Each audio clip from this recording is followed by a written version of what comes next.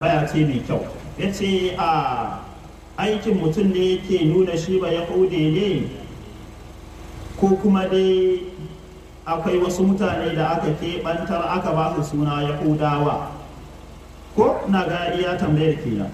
So idan har ya zama yahudawa ne, yahudawa wasu keɓantattun mutane ne a doron ƙasa wanda kwanaki an ce lissafinsu su 12,000 ne ko da 700 ne ko da 100 na manta yankan mun fahimta. To kaga har ana iya sanin adadin su ai ya nuna su din wasu exceptional mutane ne.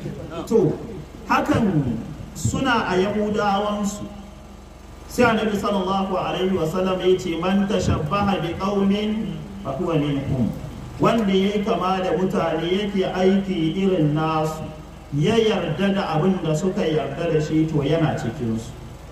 Mun fahimta. Yanzu muka yi maganar akan kungiyar shi'a ko tafiyar shi'a ai ta saba da yanda tafiyar mu ta yan dariƙa take. Dariƙa mu za ka shiga zuwa kake a baka ko ba haka bane, amma shi'a da ka fara zuwa da shi'a da izala ma gaba ɗaya har salafiya duka da ka fara zuwa masallacinsu kana alola nasu, in kaya ne kana shiga irin tasu, ka zama ne nasu dan uwansu.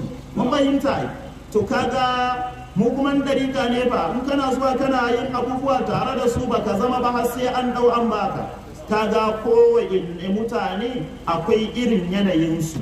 To su yahuda in ka dau aiki irin nasu, mun fahimta, kuma ka yadda da abin da suka yadda da shi ba sunan ka ba yahude ba, sunan ka mabiyin yahudawa.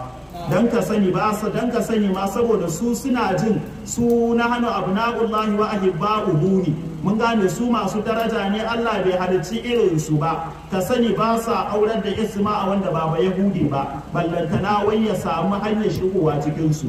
Sannan ba sa bari ɗansu ya auri wanda ba yahudiya ba, ballantana ma ya ƙari darajarsa ta ƙaru, shi ma a zo a haifi ɗanta a cikin yahuda ya zama ba yahudi.